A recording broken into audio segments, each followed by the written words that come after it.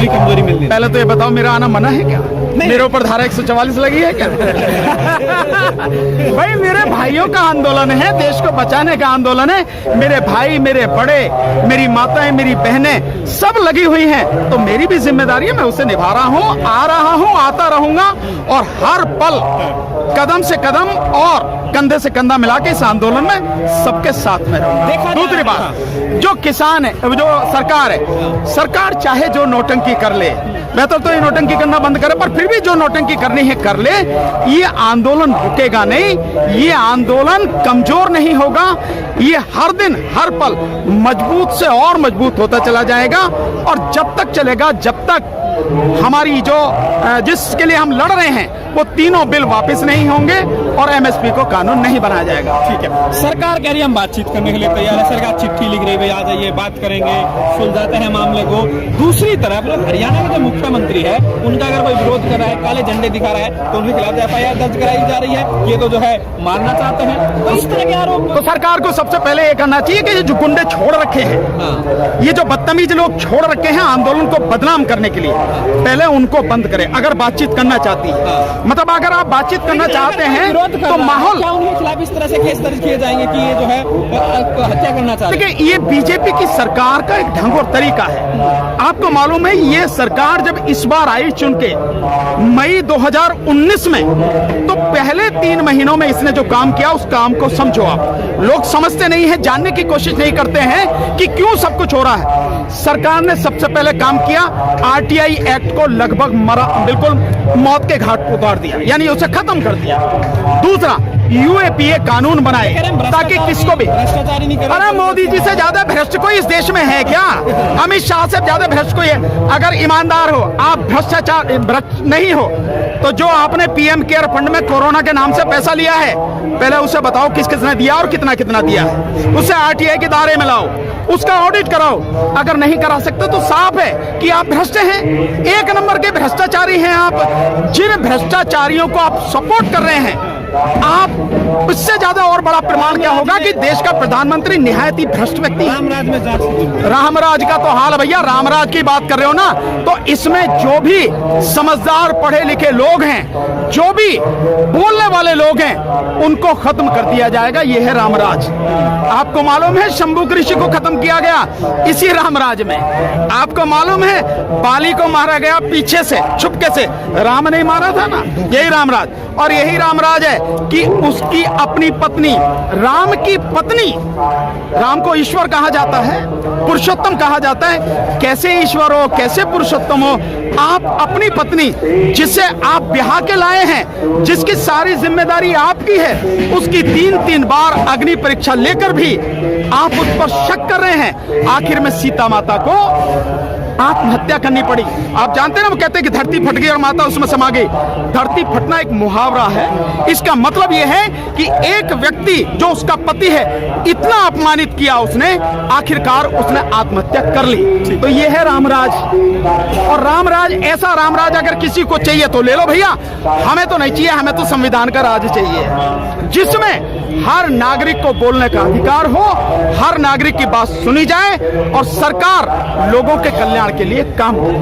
आप कैसे देख रहे हैं? कल जो है, कल 25 तारीख को अटल बिहारी वाजपेयी का जन्मदिन, बीजेपी वाले कह रहे हैं हम जो है 18,000 करोड़ जो है किसानों के खाते में डालने जा रहे हैं। एहसान कर रहे हैं क्या? एहसान कर रहे हैं क्या? ये नौटंकी है और ये किसानों को तोड़ने की एक साजिश है। ये माहौल बनाने की कोशिश की जा रही है। बताया जा रहा सरकार किसानों के भले के लिए कितना काम कर रही है। जितने भी, मैं मोदी जी को आपके माध्यम से कहना चाहता हूं, मोदी जी आप 1 पैसा किसानों के खाते में मत दो, आप सिर्फ 2 काम करो। नंबर 1, जिस तरह से आप इस देश के उद्योगपतियों का कर्जा माफ करते हो, जिस तरह से इस देश के उद्योगपतियों को आप हर साल 5 लाख करोड़ रुपए की टैक्स में छूट देते हो, एक बार बिना किसी भेदभाव के सभी छोटे बड़े सभी किसानों का कर्जा पूरी तरह से माफ करो। पूरी तरह से कर्ज मुक्त इस देश से अन्नदाता को एक बार करो। नंबर 1।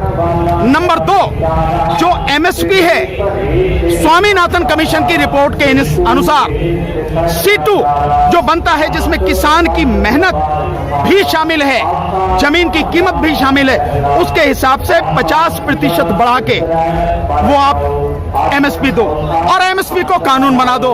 और ये कितना बैठता है, इसको मैं थोड़ा सा लोगों को समझा दूं, लोगों को समझना जरूरी। जैसे आज एमएसपी गेहूं की है 1975 रुपए, यानी 2000 रुपए मान लेते। ईमानदारी से अगर C2 वाला दें, स्वामीनाथन कमीशन की रिपोर्ट के हिसाब से, जिसे बीजेपी ने अपने एजेंडा में लिखा हुआ है, अपने मैनिफेस्टो में लिखा हुआ है, उसके हिसाब से आज की तारीख में जो एमएसपी है गेहूं की 3000 रुपए प्रति क्विंटल होनी चाहिए। इसी तरह से बाकी सारे जो अनाज हैं उनकी भी एमएसपी इसी तरह से बढ़ा हुआ। और एमएसपी इस देश के प्रत्येक किसान से ज्यादा बढ़ा दिया, यूपीए के नहीं, जो दे रहे हैं आप बढ़ा बेशक रहे हैं, लेकिन जो किसान को मिल रही है वो 10 साल पहले एमएसपी मिल रही है, 10 साल पहले वाले रेट मिल रहे हैं, तो आपके बढ़ाने से क्या फर्क पड़ता है? अभी क्योंकि मसला ये भी है, जिस तरीके से आप लोगों ने बोल दी कि भाई पूरे देश भर में बीजेपी के नेताओं का बाइकआउट किया जाए, अडानी अंबानी का बाइकआउट की आपने बात की, प्रोडक्ट की बाइकआउट की बात की, देखा जा रहा है हरियाणा के अंदर दुष्यंत चौटाला की जो हेलीपैड बनाया जा रहा है उसको जो है फावड़ा लेकर खोद दिया। तो ठीक है, दुष्यंत चौटाला आते क्यों नहीं? दुष्यंत चौटाला सरकार के साथ में है और दुष्यंत चौटाला केवल एमएसपी की बात कर रहे हैं कि एमएसपी की गारंटी दी जाए। हम एमएसपी की बात नहीं कर रहे, हम कह रहे हैं एमएसपी को कानून बनाया जाए और ये तीनों कानून वापस लिए जाए, दोनों चीजें साथ साथ। एक चीज नहीं चाहिए हमें, ये नौटंकी और ये जो आप कर रहे हो ये हमें मालूम है। एमएसपी को आप कानून बना भी दोगे या एमएसपी की लिखित गारंटी भी आप दे दोगे और ये तीनों कानून रहेंगे तो एमएसपी का कोई मतलब नहीं। इसलिए ये तीनों कानून हटे, एमएसपी को कानून बनाया जाए, ये दोनों चीज किसानों को क्या लाचारी है नेताओं के सामने? नहीं, नेताओं के सामने कोई लाचारी नहीं है, नेताओं की नीयत खराब है। और सबसे बड़ी बात यह है, इसको समझना जरूरी है कि अगर आज सरकार झुक जाती है, जो सरकार मानती है, और मैं ये मानता हूं कि आज नहीं तो कल सरकार झुकेगी, सरकार को घुटने झुकाने पड़ेंगे, सरकार के घुटने टूटेंगे, बात किसानों की उसे माननी पड़ेगी।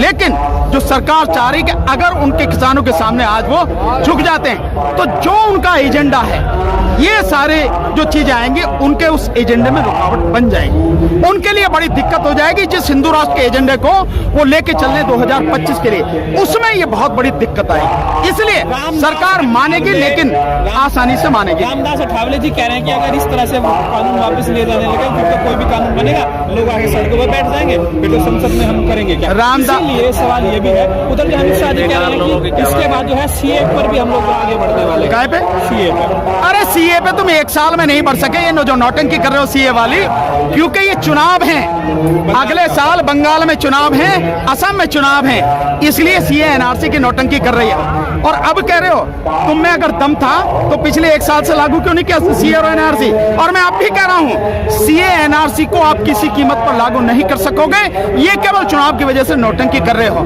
और रही रामदास अठावले जी की बात, ये ऐसे जितने भी नेता हैं, इन नेताओं की अपनी कोई औकात नहीं है, इन पे बात करने का कोई मतलब नहीं है। इनको देखिए, किसी की बात करो, इनकी अपनी तो कोई औकात हो, जब अपनी कोई औकात नहीं है तो इनसे बात क्या करनी है?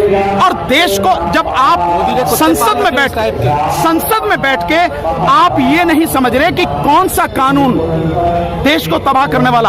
आज तो आप संसद में बैठे हैं, कल आप संसद में नहीं होंगे, तब आपको आना पड़ेगा ना बीच में जनता के, और आम आदमी की तरह रहना पड़ेगा, तब आपको पता लगेगा कि जो कानून आप बना के आ रहे हो, जिनका समर्थन कर रहे हो, उनका कितना भयानक प्रभाव, ये समझना पड़ेगा। और जो लोग इस तरह के जो नेता पाल रखे हैं बीजेपी ने और जो उनकी बात कर रहे हैं, उन्हें यह भी समझ में आना चाहिए कि जिस दिन ये 2025 में हिंदू राष्ट्र की घोषणा करेंगे, तुम्हारे जैसे नेताओं को सबसे पहले गुलाम बना के अपनी चौखट पे बांधेंगे। इनको समझना चाहिए ये सारी चीजें। वो तो मना कर चुका है कि हिंदू राष्ट्र बनेगा, ऐसा कोई बात। मना तो हम कर रहे हैं ना कि हिंदू राष्ट्र नहीं बनेगा, और तुम में दम है तो तुम घोषणा करके दिखा लो, बना के दिखा लो। हिंदू राष्ट्र नहीं बनेगा, ये भारत है, ये देश के सभी लोगों का देश है। इस देश में भिन्न भिन्न तरह के, भिन्न भिन्न समुदाय के, भिन्न भिन्न रीति रिवाजों के लोग रहते हैं। ये बड़ा खूबसूरत गुलदस्ता है। तुम इस गुलदस्ता को तबाह करने की कोशिश कर रहे हो, लेकिन इस गुलदस्ते के जितने भी फूल हैं वो अपनी रक्षा करना जानते हैं। सारे के सारे लोग मिलजुल के इस खूबसूरत गुलदस्ते को बचाएंगे, इस भारत को बचाएंगे और भारत भारत ही रहेगा, कभी भी हिंदू राष्ट्र नहीं बनेगा। एक मेरा आखिरी सवाल आपसे है, क्योंकि मुंबई से और पूरे देश भर से लोग जो है दिल्ली की ओर जो है कूच कर रहे हैं। देखा जा रहा है यूपी में भी किसानों को रोका गया और उधर जो है महाराष्ट्र से किसान आ रहे हैं शादापुर बॉर्डर पर जो आज पहुंचने वाले हैं। कैसे आप देख रहे हैं जिस तरीके से मूवमेंट जो बना है? अरुण जी, अभी तो पूरे देश से आएंगे। अभी तो आपने देख लिया ना, पहले कहते थे पंजाब के ही लोग हैं, फिर पिज्जा खाने वाले कहा, फिर जो भी कह रहे थे। अब आपको पंजाब, हरियाणा, उत्तर प्रदेश, महाराष्ट्र ये आ रहे हैं ना। अभी आप देखना, साथ में गुजरात भी आएगा, राजस्थान भी आ रहा है। राजस्थान आ रहा है कि नहीं आ रहा? पूरा जयपुर वाला जो रोड, वहां सारे राजस्थान के लोग आ रहे हैं, वो आ रहे हैं। मध्य प्रदेश आएगा, कर्नाटक आएगा, आंध्र प्रदेश आएगा, तेलंगाना आएगा, बिहार आएगा, पश्चिम बंगाल आएगा, झारखंड आएगा, छत्तीसगढ़ आएगा और नीचे से तमिलनाडु भी आएगा। समझ लेना, सरकार किसी भुलावे में ना रहे। हमें मालूम है क्योंकि हम आंदोलन में काम कर रहे हैं। सब अगर सरकार तक प्लानिंग बहुत सीधी सी है। मोदी जी जितनी जल्दी हो सके झुक के ये कानून वापस ले लो, माफी मांग लो, नहीं तो हम लड़ना भी जानते हैं और घुटने टिकाना भी जानते हैं। ठीक है, तो ऐसे में साथ भानु प्रताप जी जो यहाँ पर Press the bell icon on the YouTube app and never miss another update.